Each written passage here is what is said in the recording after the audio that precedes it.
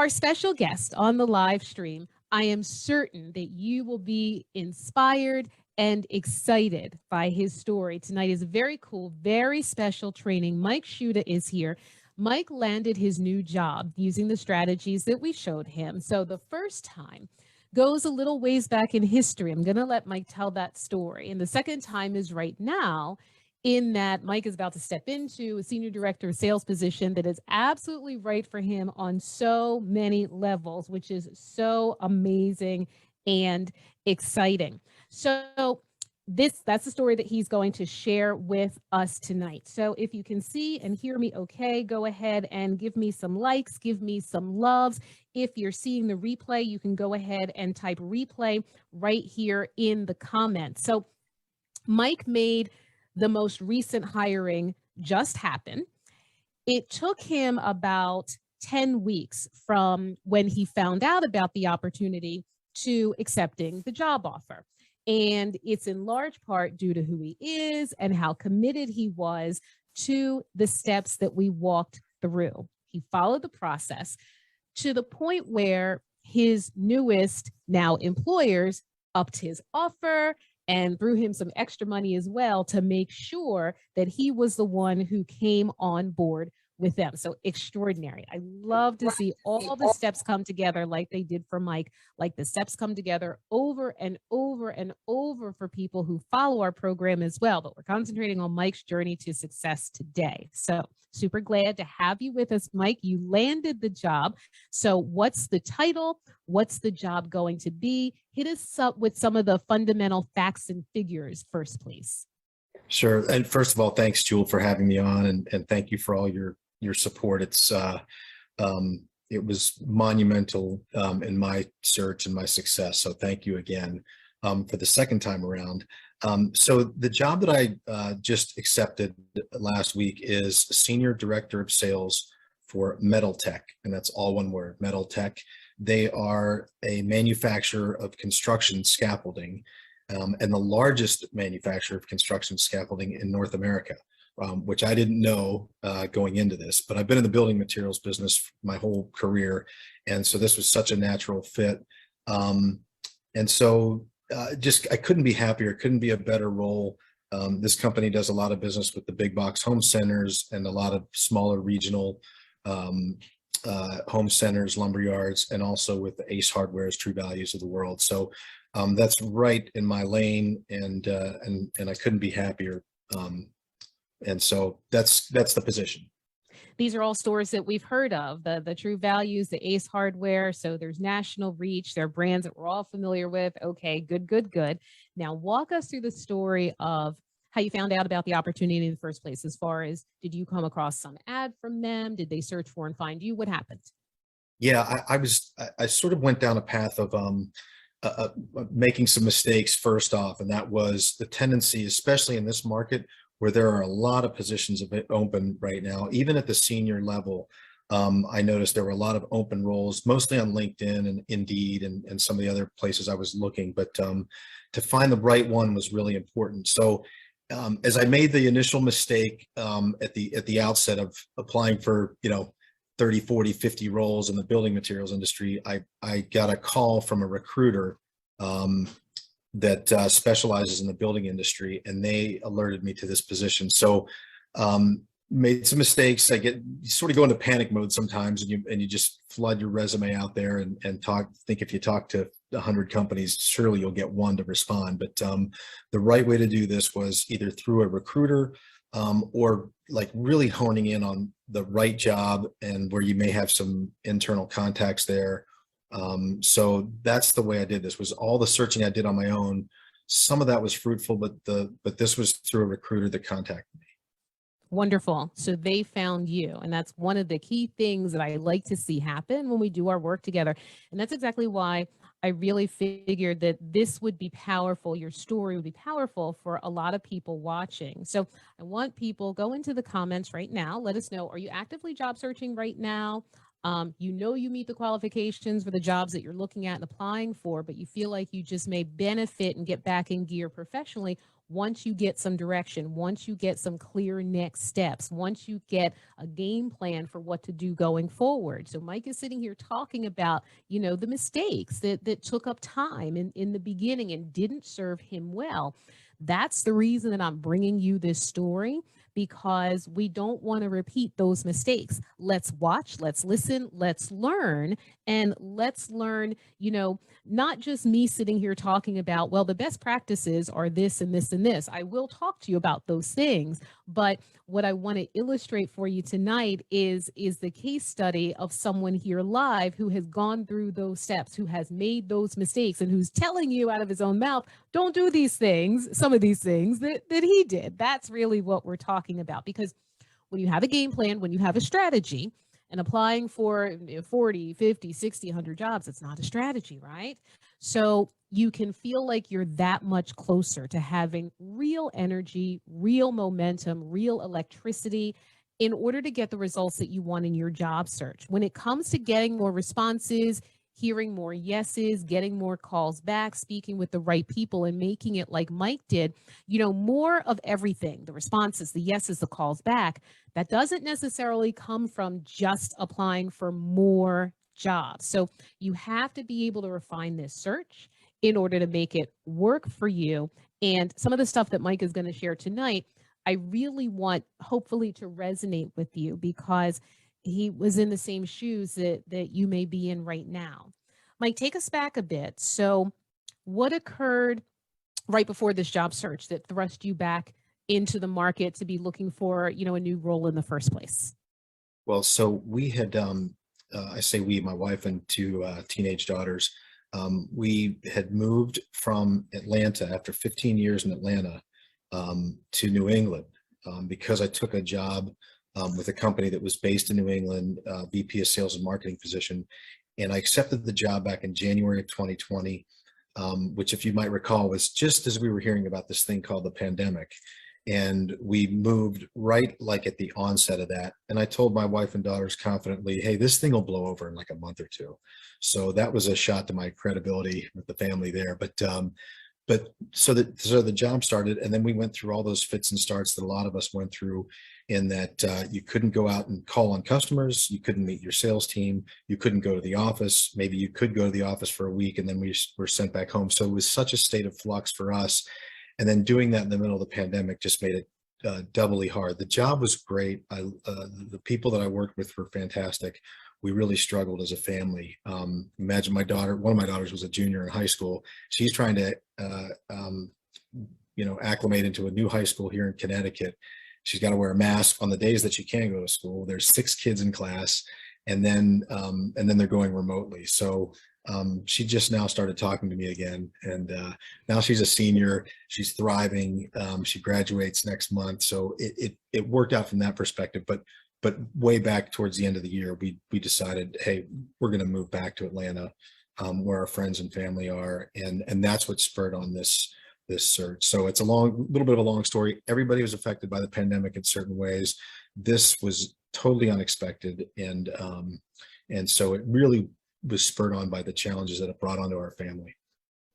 This is so important what you're talking about, because I'm a very big believer in guiding you into the ideal job. And in my experience, the ideal job is more than just a title.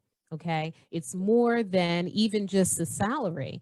It has to be right through a few different lenses. It has to be right for your spouse, your household, your family. All of these things are supremely important. And when you have shared with me your story offline about the family and everything, and now you're moving back to where, your people are, all of that is so important, because you can really, settle in, right? And you want the whole family to be happy.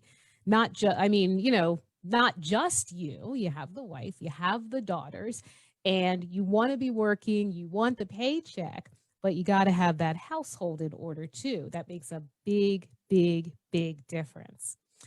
Tell us this. You touched on a couple of mistakes.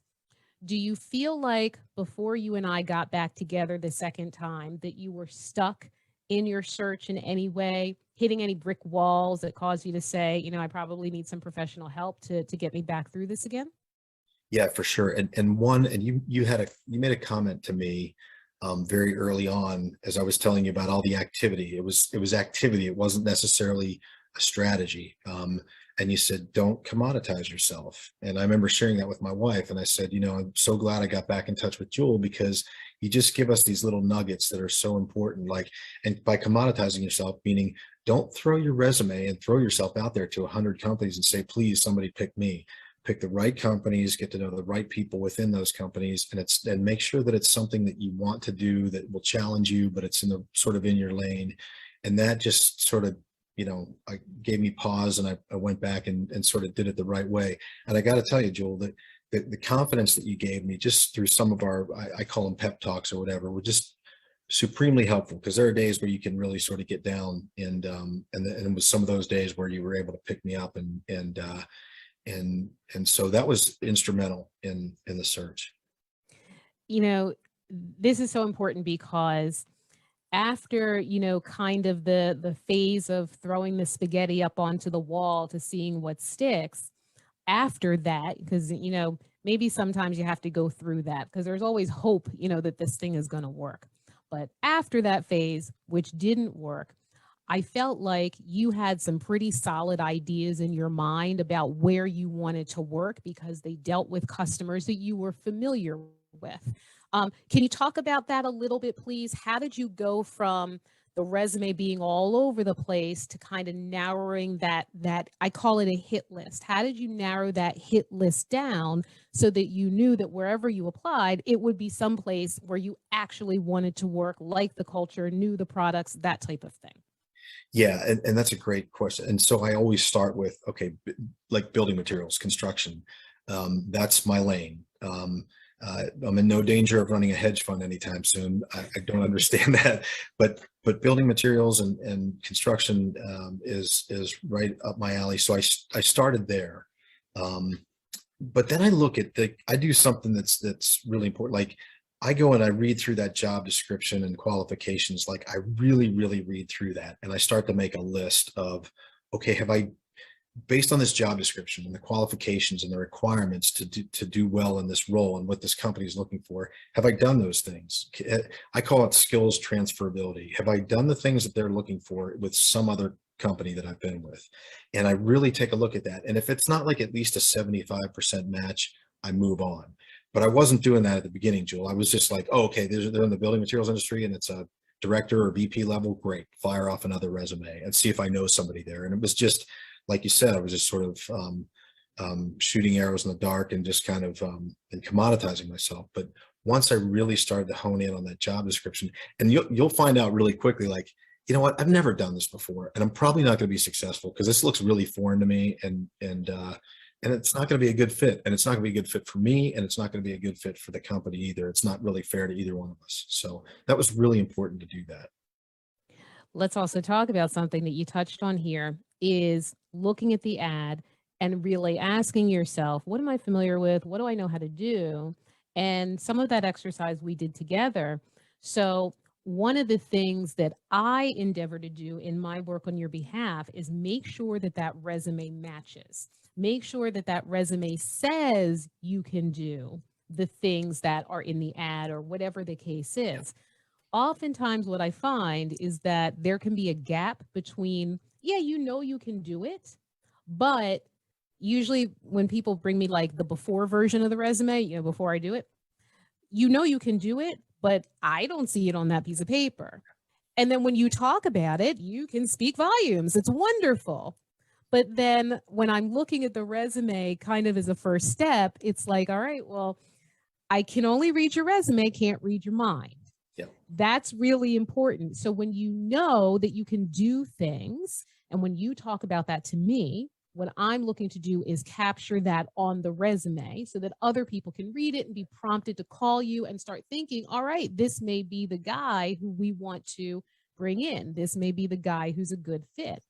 Now, tell me about your reaction to your resume revamp, when you first saw it. How did you feel about it? How did you feel as far as, whether it captured you and all of that? What was your reaction? It's that part is so important. And in terms of you sort of scripting the resume to align with the job description and qualifications. And the first time I saw that, I was like, oh, this is what I want to tell that hiring manager or the person that I'd be reporting to or some other important influential folks in the organization. So it's once you do it, once actually you do the work, you'll it's easy for me to see it on paper. But it's hard for me to grasp because I don't do this every day. But once you put that down on paper, I was like, oh, okay, now I can talk about how the things that I did in my career, some of the accomplishments align with what the job description requirements are and the qualifications are. So it's a huge influential piece of a document that the hiring managers and talent acquisition folks want to see. And I got to say, like at this point with all these, and there seems to be so many job openings right now. If you go on any sort of search um, link or LinkedIn or whatever, there's just literally hundreds of jobs available. Maybe not so many at the director and VP level, but there's hundreds of jobs out there. It doesn't seem like there's any more larger amount of talent acquisition people or HR folks. So it's taken a really long time. And that piece of paper better sort of shine as soon as somebody sees that, so they don't dismiss it with the other 450 that they're looking at. So that gave me the confidence to know that, hey, the right people are seeing this, and it's and this thing hits home, and they're reading the right information, and they're looking at this going, okay, yeah, Mike can do this. It says it right here on the resume. So hugely important in the process. So let me talk to the viewing audience about building the resume on 3 core pillars, which is critically important. And the core pillars that I'm going to talk about are the reasons that Mike got the response that he did. So when I'm building the resume for you, there are 3 points: who you are, what you do, and the value that you bring. Any word that's not related to those 3 core pillars doesn't need to be on the resume, period, full stop. So when we build the resume, because that's the first thing that we do in the Perfect Job Solution, is the build it phase, build the story. We want to be very intentional about what we're presenting about you, right? So this is not about accounting for every day of your professional life. It's about positioning you so that you match the role or roles that you're targeting, and providing language within your story that's a reflection of that employer's ad or whatever you're seeing from them, because that makes the employer or the recruiter or the decision maker choose you and say to yourself, okay, I see his expertise in action. I see that he's done what's very similar to what we need done here, right? So not a history lesson. History is boring. It's expertise demonstrated that you've already delivered these accomplishments. The other thing that's important is that a lot of people get caught up with this, like legalese, all these words in a contract, right? And the terms and conditions nobody ever wants to read. We have all of that with our cell phone, with our TV, Hulu and whatever, all these 150 things that we agree to that we don't even know what they are, right? So legalese, think about that and apply that to resumes. A lot of people get caught up in resume ease with a bunch of words like being passionate and driven and working in a fast-paced environment. None of that's on Mike's resume. None of that. Because Mike had so much to bring to the table, we didn't have the time, space, or inclination to dress it up or stretch it out with all of these extra words that don't really mean anything. So what I want you to bear in mind is that we're trying to get the employer to be prompted to call you. Okay. They're not calling you, friends, because you're passionate and you're driven and you have good communication skills. That's not what it is. They're calling you because you've delivered specific achievements. If you're in sales, you've delivered some amount of revenue, you've opened a new territory, you've launched a new product, whatever it is. And so my role is to bring out those pillars of your story and make sure that your resume says those exact things. And we build the same story for you on LinkedIn. Mike, talk a little bit about the response you got on LinkedIn. And in fact, tell us what was happening or not happening before we built the new profile. And then what happened after we published the new LinkedIn profile for you.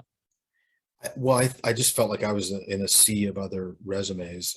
Like I said, it just seemed like I would not want to be a talent acquisition manager right now. It just seems like it's overwhelming for those folks to see the amount of documents they're getting on their desk every day. But what I felt like it was almost like a cover letter and a resume in the same paper. So that resume really spoke to the job requirements, and I started to get calls back from the companies that I was looking at, the ones that I really honed in on, because it takes time to do this. This is not like a 2-hour process where you can just sort of recraft this resume, or maybe it is for you, Joel, but it looks like it takes a little while to hone in on the right jobs with the right qualifications and making sure that they match mine. So I started to notice that I was getting calls back once I did that, because it was so much more focused. But you can't not do the other stuff. You still have to look for contacts within that company. You still have to reach out and let them know that you're interested without being an annoyance. So I think all that really helped for me. I just felt, and the language that you used, Joel, there was things I remember, like one of the bullet points or something was, I was hired by the CEO to come in and really overhaul their sales and marketing program. Like, you spoke it like I would say it. And so it wasn't that legalese or that resume speak. And I thought, wow, can you do that on a resume? I was like, sure you can. Nobody said that it has to be just legalese or boring or whatever. So there were some things you did that, like, I would have never thought to do. And that was really helpful. It was like, so somebody reading that could say, oh yeah, okay, this doesn't feel like it's just like every other resume that's out there. So That's exactly what we want. We want the person reading it to say, oh, yeah, okay, he may be the guy. That's the exact response that we want. And so now we talked about building the resume, building the LinkedIn, that's building the story, right? The second phase of what we do is what you just touched on, telling the story.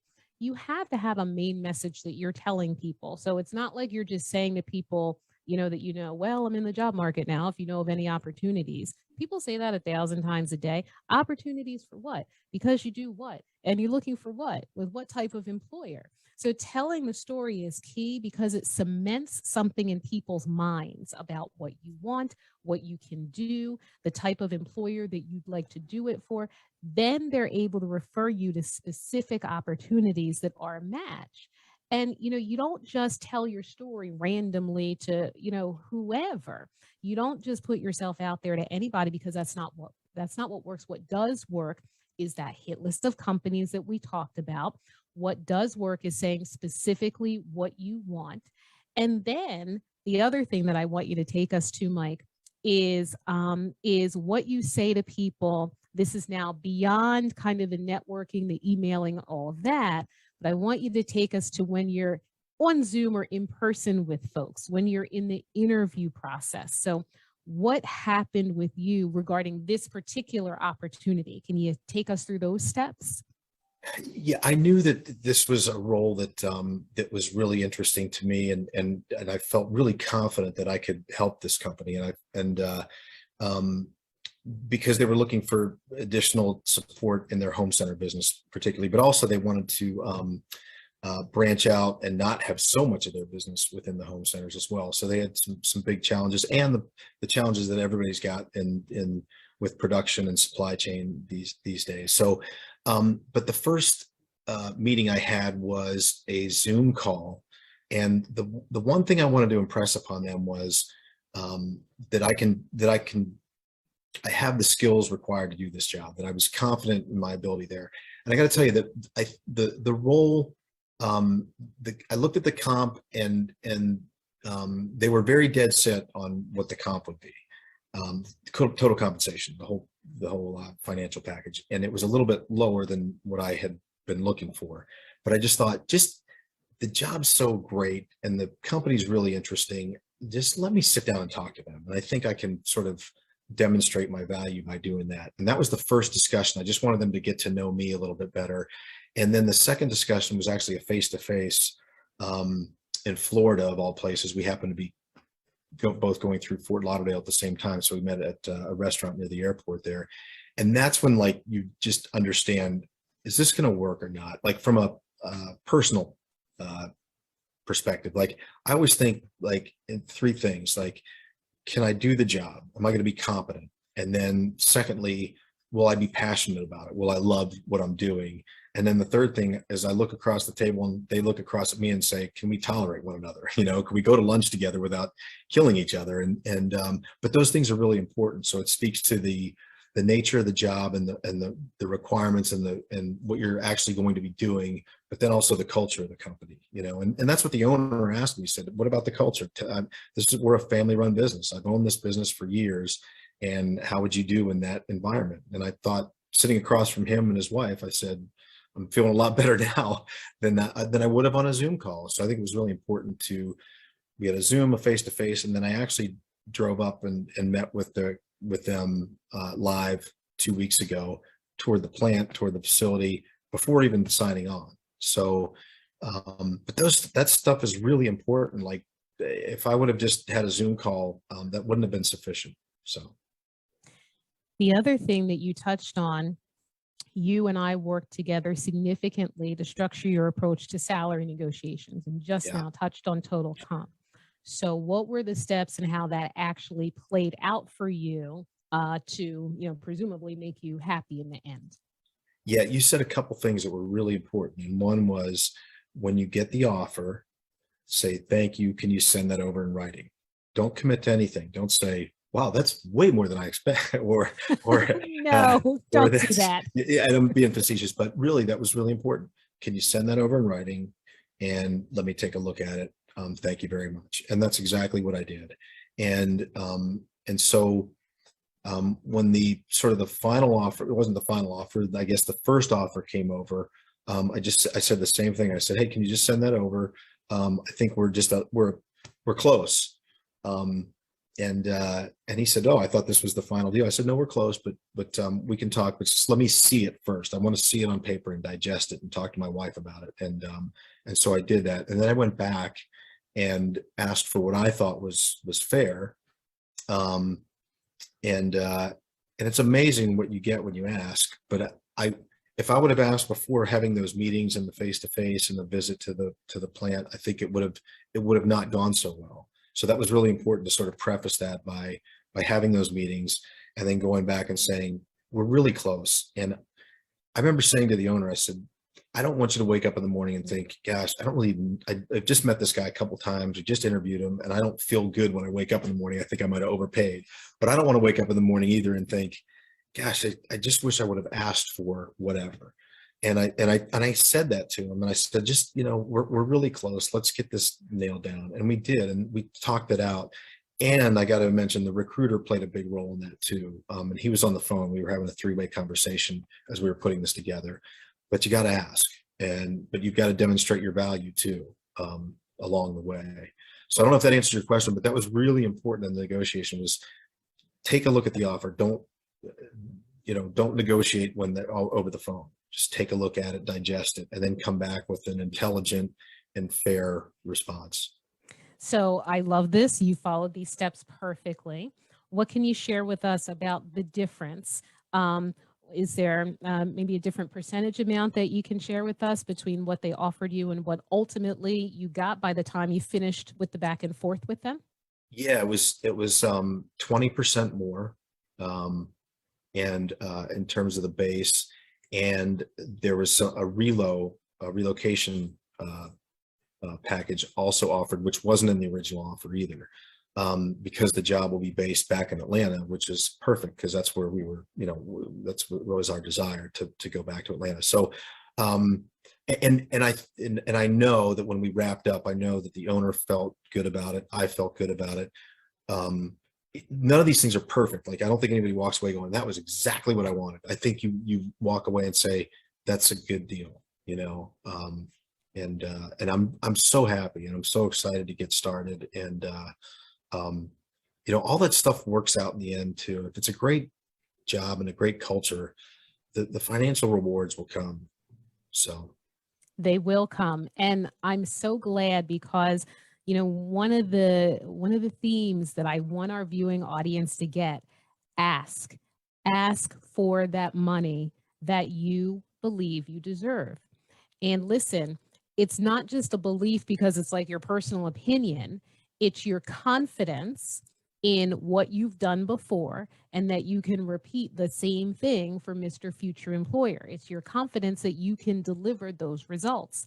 And it's your ability to speak about those things. Those are all the things that I work with you on when it comes to selling that story. And that's what this whole segment has been about, because the process that I walk you through is build the story, right? Resume, LinkedIn, making sure the resume matches, telling the story to whomever, whether it's your existing network, whether you're reaching out to people. You need to tell folks something specific so that you get back a specific answer. If you say to people, well, if you know of any opportunities, you're not going to get an answer. So that's the reason why a lot of times networking ends up not working. So you got to tell the story the right way. And then ultimately, just like Mike is talking about, you're going to get in front of people. You need to sell the story. And some of that is selling you. It's not just selling you because, you know, you think you're a great guy or girl.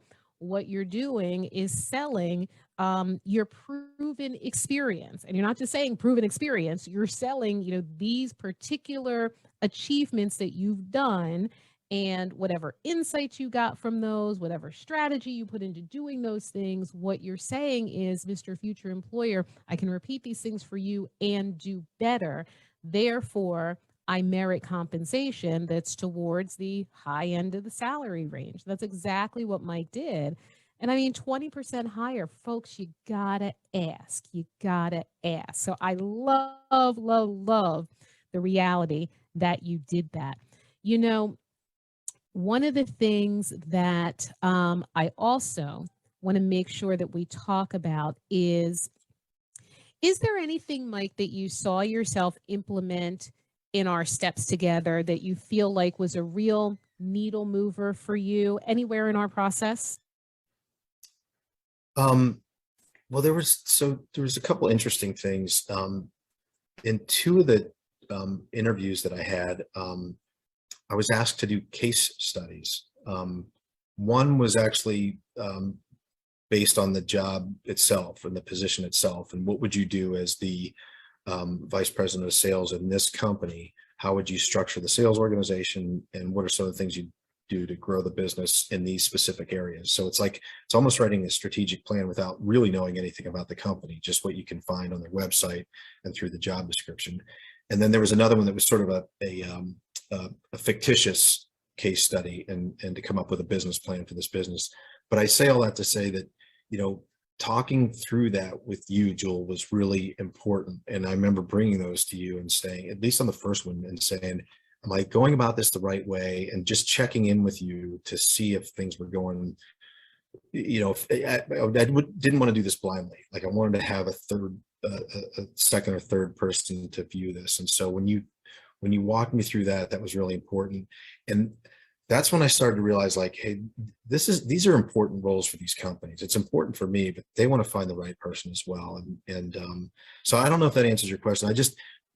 You know, I want to go back real quick just to the negotiation piece, and you know, the owner of this business, he's had the business for a long time, and he's got a big payroll, and he's got a lot of people that are counting on him to run a successful business. So when he takes time to personally get on the phone and negotiate like that, and he went out of his way to make me feel good about the offer, I mean, I'm going to run through walls for that guy. I really am. I mean, he's just, you know, that was really important. And I just thought, that's the culture. That's what he's trying to sort of provide to his team. Man, he's going to get 110% from me every day. Not that I wouldn't do that in the first place, but that was just like such a clincher for me. Like, wow, that was really, really gracious of him. And anyway, so I'm kind of diverging off the question, but it was important for me to say that. That is so fantastic because you know what? Everybody has to feel good about what the deal is. And everybody has to feel good about you coming in. So, just like I talked about earlier about how the job has to be right for you on a couple of levels, household, family, kids, wife, all of that, you know what? It has to be right for the other guys. They need to be genuinely happy, content, and secure that you're coming in. And you know what? That's what an artful negotiation does. It not only has you being fairly compensated, it has you being respected, but it has all sides being respected, right? So you're definitely starting off on the right foot. I'm very, very glad to hear you say that because the job has to be right from their perspective as well. Not like, we're going to bring in this guy, we're really paying him too much money, and we don't really like that. You don't want anybody thinking that. You want everybody to feel good from the very, very beginning. And it sounds like that's a situation that you've created for yourself, which is awesome. It's wonderful.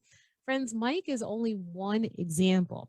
I've walked through this process with a VP of customer success. He landed his role in 10 weeks. VP of guest services went from 6 months of job searching with no callbacks to landing her new job in 6 weeks. I had a director of marketing who went from application to offer with a $10,000 salary increase in 8 weeks.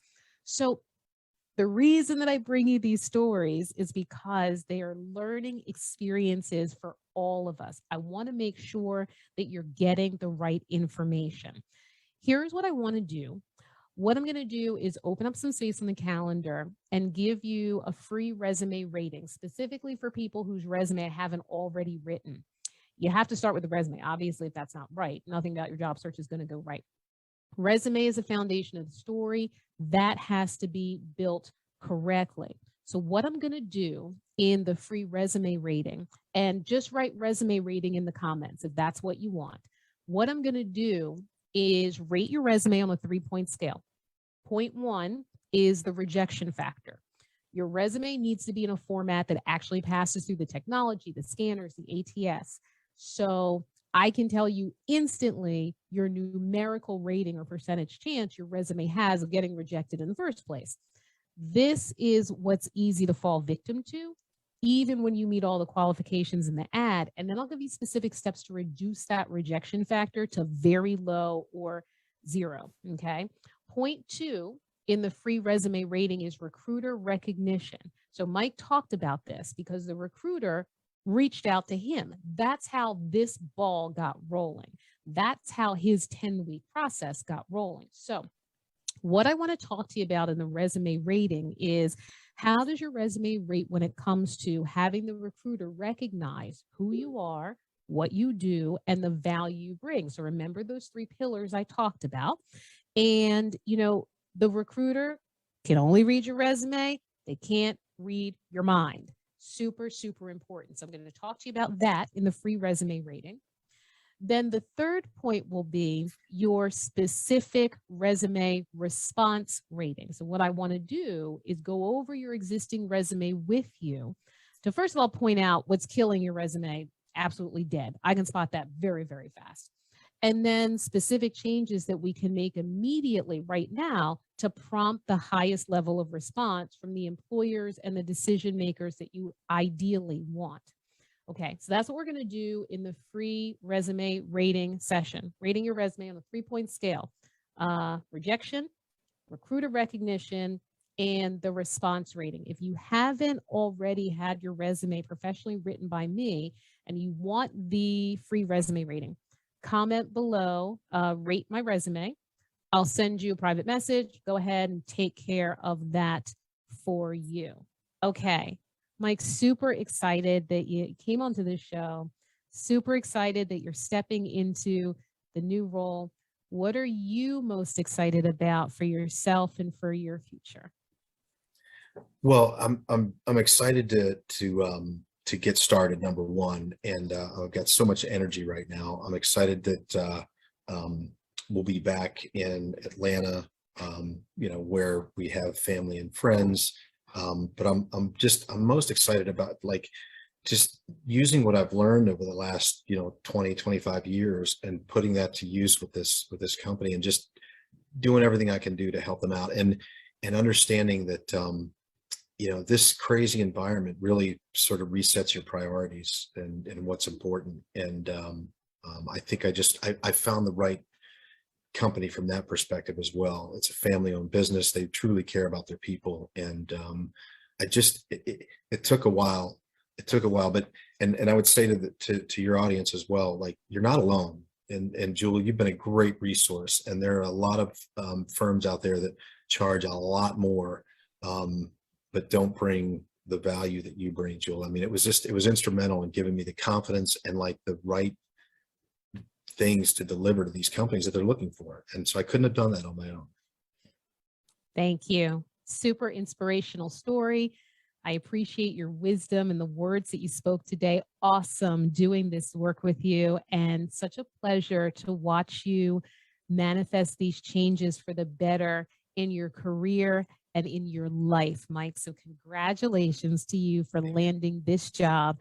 Friends, this is the second job that Mike has gotten as a result of our work together. First time was a couple years ago, and he came on back so he could do the same thing again.